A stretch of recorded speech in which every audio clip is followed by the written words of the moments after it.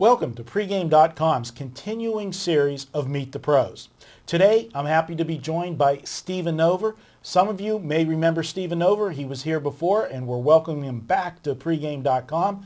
Stephen, thanks for coming on the show. And what we do in this segment, Stephen, is we want to get our listeners and viewers introduced to our Pregame Pros. Tell us about Stephen Nover, the person, first, before we get to the handicapper. Well, thank you, Marco. First of all, I'm delighted to be back with Pregame. My background is I'm from Wisconsin. I grew up in the Vince Lombardi era of Packer football in the 60s, so I go pretty far back with sports. And I've been in Las Vegas since 1984. Personal stuff, I'm married with 3 little girls, ages 6, 4, and my baby turns 1 in a couple days, so I've kind of got my hands full. That'll keep you busy for sure. For those of you that recognize, you probably don't recognize Stephen because the last time you were here and you actually did podcast with us, we were only audio only. So now we've kind of evolved. We've got to the videos going, and you're going to be doing some videos with us this football season, and we're happy to have you back. Tell me about Stephen Nover, the handicapper. What got you into handicapping and how it evolved, and how did you land here in Vegas from Wisconsin? Yeah, I kind of, Marco, went maybe the inside-outside route. Rather, I didn't start off as a handicapper like someone like yourself, who really has done it your whole life. I came up through journalism. What brought me out to Las Vegas in 1984 was a job with the Las Vegas Review-Journal on their sports staff, and I shortly after coming here became their sports gaming writer and would write a weekly sports column and do sports betting stories just about every day. And I got to know a lot of the people in the industry. I got to know a lot of the handicappers and the odds makers and the bookmakers, and even for a while, for a few years, was a part-time odds maker for Roxy Roxborough while I was continuing to work for the Review-Journal, and that really helped my knowledge along. And I was just able to learn so much from these various handicappers, and it was really a great experience. And from there, after I left the Review-Journal in the late 90s, it was kind of the evolution of the internet really taking shape with a lot of sports gaming websites, and I was able to get on those sites and provide picks and analysis, and so that's kind of how I got into handicapping. Well, you left one thing out. I understand that you're. I'm sitting in the presence of a professor. You're the professor of handicapping. Not too many people can actually say this part, but tell our listeners and viewers about your professor days. Well, for 1 year back a few years ago, I taught a sports betting class at UNLV, and it was a great experience. And we had a full class, and it really encompassed everybody, beginners, experts. I was really honored by some of the sharp people I had in that class, and we had all types, young kids, older kids, ladies, you name it. We had a whole mixture. Hopefully none of the Running Rebel students that on the teams were in there from the days back with Tark, but that's impressive though, all kidding aside. And being, you didn't name drop, and we won't do that, but getting to know a lot of the bettors around town.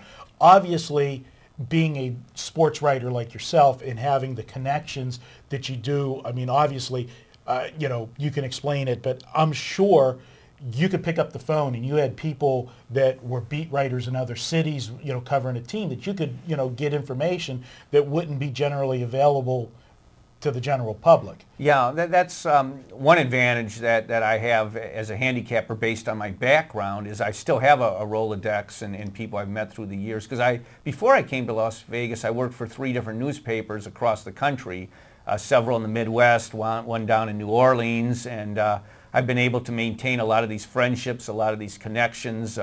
People have moved on to different papers around the country, and it's kind of funny because when I was an odds maker for Roxy, part of my duties based on my sports writing for the Review-Journal was I was able to call around to the different colleges, speak with the sports information directors, and kind of dovetail my duties with the Review-Journal at the time, which would be to write notes columns. Mm-hmm. And plus, while I'm doing this and getting this general information, I could say, oh, by the way, so-and-so's injured, what's his status?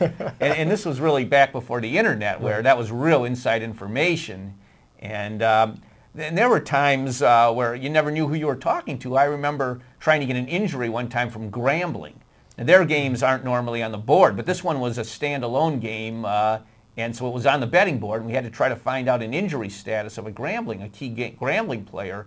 And so I called down there, and I called the football office. It was off hours. I didn't know if I would get anybody, and then finally somebody answered, and I'm thinking, oh great, I got a janitor or something. I'm not going to get any information.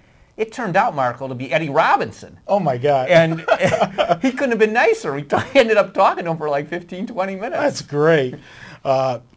With that kind of information, obviously, I'm sure that's what got you some of your connections here in town with some of the, the bigger bettors in town. That, you're a source of information, and we all know that in the betting game, you never can have too much information.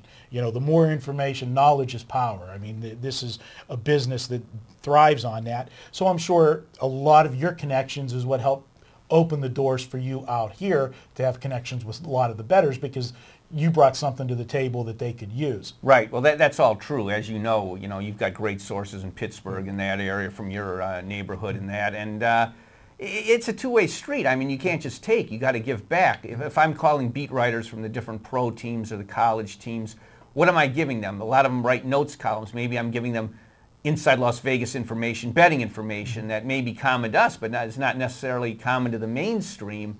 So it's kind of a give and take. I'm in communication with a lot of cappers who I respect, and we all have our various areas of expertise, sports that we have a real passion about. And I know what a lot of these guys are really good at. I know what I'm passionate about. And so just sometimes get a dialogue going, it can really give you a great handicapping idea. There's, we won't name names. I don't want to drop names on people because a lot of them don't want their names out there. But there was always a myth, and it's not a myth, it is true, that during football season, there's a round table that goes on in Las Vegas where a lot of the, sharp handicappers, big bettors, get together and brainstorm early in the week in football, talk about, the lines and, what they think the game's going to do in that. And you're a part of that. You've had the privilege of being there. And again, not dropping names, but, if you want to kind of just give a little summary of the roundtable discussion that goes on. Yeah, we do this during football season. It's usually on Tuesday morning. We have Tuesday for lunch. We have a set location. And a lot of big names out here in Vegas, names that people would recognize, and also a lot of names people would not recognize but are very good cappers specializing in areas. There's like an expert CFL guy, there's an expert totals guy, maybe the best totals guy in the city, and a lot of other sharp guys that are more under the radar, very good, but they do not want their names out there, not professional handicappers. They bet for their pocketbook, and a lot of good information because we go through every one of the games, and sometimes you may agree or disagree, but there's always usually some good nuggets out there, and I think it really helps the handicapping. Well, that's a good point. It's going to segue to the next part of what we're going to talk about, but that wealth of information, and as you said, gathering nuggets, it's sometimes something you may have been on the fence with on a game, and maybe you didn't have enough to go ahead and pull the trigger to make it a premium play, so to speak. But you still had knowledge on that game, some things that you were looking at, sharing that information back and forth. Sometimes if somebody else gives you a nugget, might be enough to add to what you already were looking at that might put you over the top. And what I'm happy to talk about is something you're going to be providing to pregame followers in our forums. It's going to be called KnowVersNotes. And you want to tell the listeners about KnowVersNotes and what they can expect? Yeah, it's going to be a daily notes column where I'll be breaking down certain games, coming out with certain opinions, statistical data, and hopefully there'll be some pertinent info there, and maybe a few opinions, because I like to write columns. I'm kind of opinionated about things, and something I like to have fun. I kind of hope to get that mixture of good information with entertainment, and I welcome any feedback in the forums, any agreement, disagreement, and hopefully it'll be something fun, and hopefully it'll be something out there that maybe hopefully could lead someone to, to win a wager. Right. And to just summarize it, you're a handicapper like me. We handicap every game that's on the card. You don't just zero in on one game and that's the game we're doing. You have to look the whole card to find where the value is.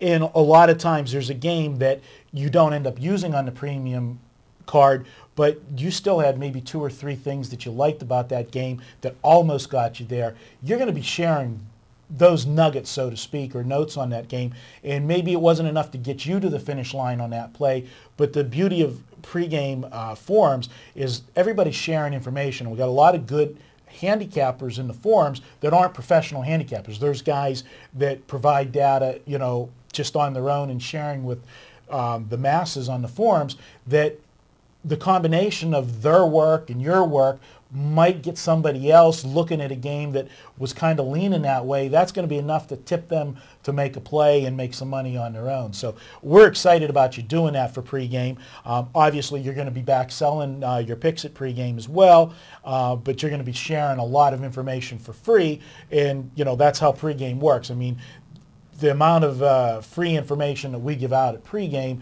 and then yes, we do sell, but there's just so much good quality stuff from our forum people and our pros, mingling there. We're happy to have you, providing that and looking forward to it. And like I said, I know you've got some commitments for the summer, but you'll be doing your column every day, and then come football season, when you're in town all the time, we're going to have you doing some podcasts with us here in the studio. So I'm happy to, have you back on board and be sitting in on some of the videos. Yeah, well, we always have fun, Mark. I'm certainly looking forward to it too. I will be doing some traveling in the summer. However, I always have access to high-speed internet. I'll have a laptop, so I'll be fine. There'll be the daily notes column. There'll be daily plays, and the nice thing about the pregame forum, it's not like other forums. Hopefully no drama, just good information, a lot of fun. Where maybe an idea can trigger an idea. It can, everybody can help each other out, and I think it's all good. And I'm, like I said earlier, Mark, I'm delighted to be back, and I appreciate you and RJ inviting me back. No problem. I appreciate it.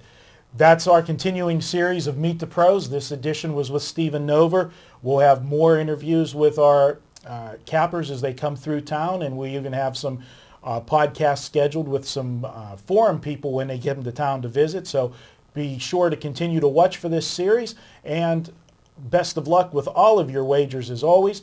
For Stephen Nover, I'm Marco D'Angelo. Thanks for watching. Keep viewing. We'll have more videos soon.